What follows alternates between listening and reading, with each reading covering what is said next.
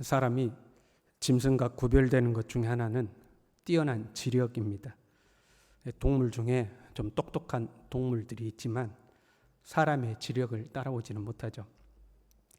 사람은 지성을 가지고 어떤 문제에 직면하게 되면 생각하고 연구해서 그 문제를 해결해 갑니다.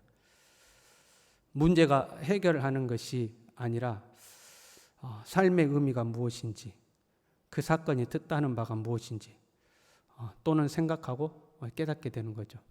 단순히 문제만 해결해 가는 거 이게 아니고 그 문제가 갖는 의미가 무엇이냐, 내 인생에 어떤 의미를 갖느냐, 이런 것까지 이제 고찰하게 된다는 것입니다. 알지 못했던 것을 알게 되는 것에는 기쁨이 존재합니다. 무슨 말이냐면요, TV가 고장났다고 생각해 봐요. 내가 한번 고쳐보려고 하는데 이래도 안 고쳐지고 저래도 안 고쳐지고 어디서 고장났는지 그럴 때는 이제 답답한 마음이 들죠. 물론 이제 AS를 부르면 해결이 되겠지만 그 전에는 우리가 해결해 보려고 하는 거 아닙니까? 근데 골똘히 생각하다가 이 부분에 문제가 있을 것 같은데 해서 그 부분을 해봤더니 TV가 고쳐졌어요. 그러면 고치지 못했을 때 그 답답함이 사라지고 기쁨이 생기는 거죠. 내가 알지 못했던 것들을 알게 되면 이제 기쁨이 생깁니다. 상담을 한다고 생각해봐요. 상대방이 마음문을 열지를 않아요. 자기 이야기를 잘 안 하는 거죠. 저 사람이 문제를 가지고 있는 게 분명한데 자기 마음의 문을 열어서 이야기를 해주면 내가 그 문제의 원인이 무엇인지 알 수 있을 것 같은데 말을 안 해주니까 답답한 경우가 있죠. 그런데 그 사람 말에 조금 더 집중하고 골똘히 생각해 보다가 어느덧 번뜩 이 사람의 문제의 원인이 무엇이군 하는 것이 알아지는 것이 있죠. 그러면 안개가 걷히듯이 답답함이 싹 이제 사라지게 되는 거죠. 알지 못했던 것은 답답한 거고 그것은 어두운 거죠. 그러나 알게 되면 그것이 시원해지고 밝아지는 겁니다. 모르는 것은 어둠이고 아는 것은 빛이라고 말할 수가 있는 거죠. 그리고 이 안다는 것은 저 차원에서부터 그 차원에까지 이 차원이 다르는 거죠. 야, 그거 맛있어? 맛없어? 그거 무슨 맛인지 알아? 이것도 아는 거 아니에요? 나 그거 무슨 맛인지 정말 궁금해. 답답해 죽겠어. 그것도 아는 차원이잖아요. 그 옷 좋아? 안 좋아? 그 드라마 재밌어? 재미없어? 저 차원의 알미죠. 그런데 사람이란 무엇인가?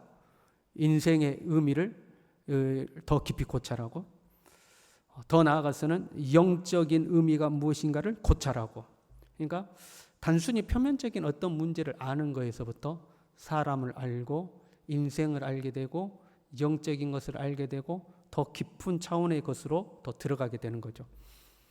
그렇게 더 깊은 차원의 알무로 들어가다 보면 태초의 근원을 알게 되는 지식에 도달하게 됩니다.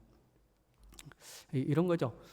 예부의 삶의 가장 바깥 부분에 있는 껍데기 같은 것들이 하나씩 벗겨지면서 가장 본질적인, 가장 내부의 것으로 들어가는 것과 같은 거예요. 그렇게 본질로 들어가다 보면 가장 근원인 본질에 이제 도달하게 되는 겁니다. 이 우주 만물의 가장 본질, 가장 근원으로 들어가면 무엇이 존재하는가? 말씀에가 기록되어 있죠. 태초에 말씀이 계시니라. 이 우주 만물의 가장 근원으로 들어가면 이 말씀이 존재하는 거죠. 그리고 만물이 이 말씀으로 말미암아 이 세상으로 존재하게 된 거죠. 이 말씀이 예수 그리스도십니다. 이것을 깨닫게 되면 빛이 비친 거예요. 내 삶의 가장 근원, 이 우주 만물의 가장 근원이 무엇인가? 예수 그리스도구나. 이걸 깨닫는 것, 이것이 빛이 비친 거죠.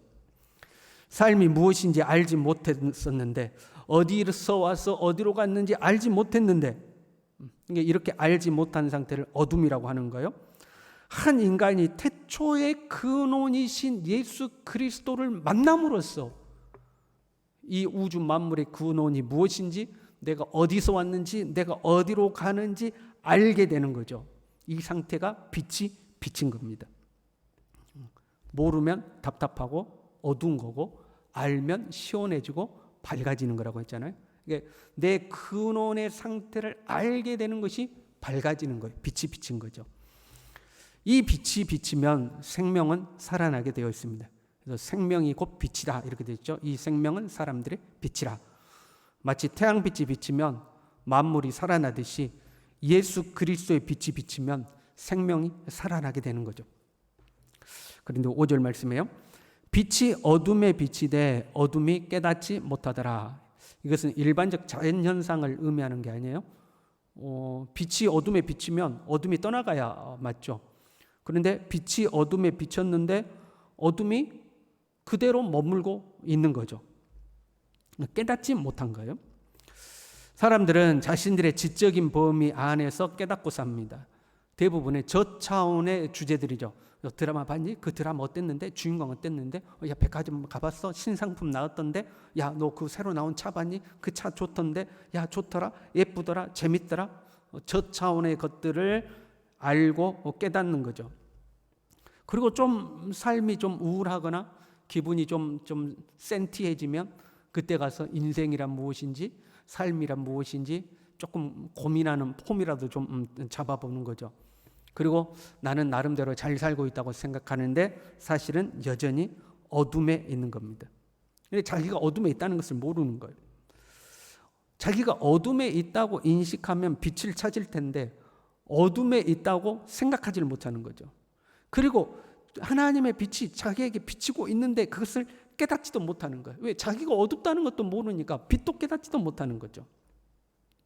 우리가 살면서 깨닫는 단순한 깨달음, 이것 말고요. 참 빛을 만나야지만 진정한 빛을 얻는 거죠. 그 참 빛은 오직 예수 그리스도인 겁니다. 우리는 하나님의 은혜로 예수 그리스도의 빛 비침을 받은 사람들입니다. 어쩌다 많고 많은 사람들 중에 우리가 선택받아가지고 예수 그리스도라는 참 빛의 비침을 받고 예수님을 구주로 영접하고 새 생명을 얻고 하나님의 자녀가 되는 특권을 누리게 된 거죠. 이제 예수 그리스도의 빛비침을 받았으니까 우리는 계속해서 주님의 빛 속에 살아야 합니다.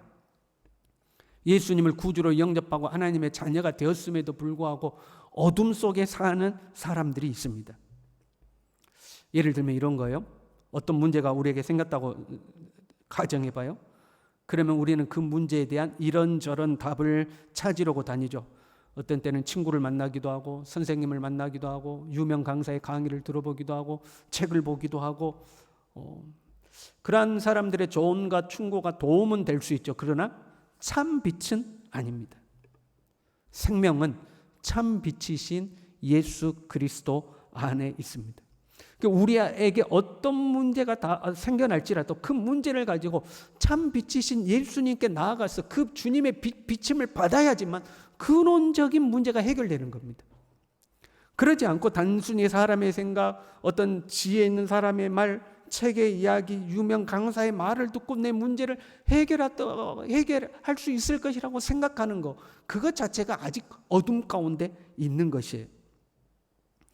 태초의 근원이신, 태초에 존재하셨던 예수님께서 나의 삶에 이것을 명하고 계시구나. 그 예수님께서 나의 삶을 이렇게 이끌어가고 계시는구나. 그것을 깨달을 때에 나를 에워싸고 있는 모든 어둠과 답답함이 싹 사라지는 겁니다.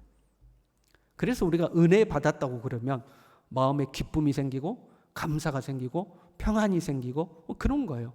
나를 둘러싸고 있는 답답함과 어둠이 싹 사라지는 거죠. 주님의 빛 앞에 나아갔을 때만이 참 생명을 얻게 되는 겁니다. 여러분, 가짜 빛 쫓아다니면 안 돼요. 돈이 많으면 삶이 밝아질 것이다. 좋은 집에 살면 내 삶이 밝아질 것이다. 호화롭게 살면 내 삶이 밝아질 것이다. 절대 그렇지 않습니다. 그것들은 아침 안개처럼 다 사라질 것입니다. 오직 예수 그리스도의 참빛이 내 안에 가득할 때 어둠은 사라지고 내 안에 생명이 가득하게 되는 겁니다. 저와 여러분이 이 예수 그리스도의 생명의 빛이 충만하게 살아가는 하나님의 사람들이 될 수 있기를 간절히 바랍니다. 기도하겠습니다.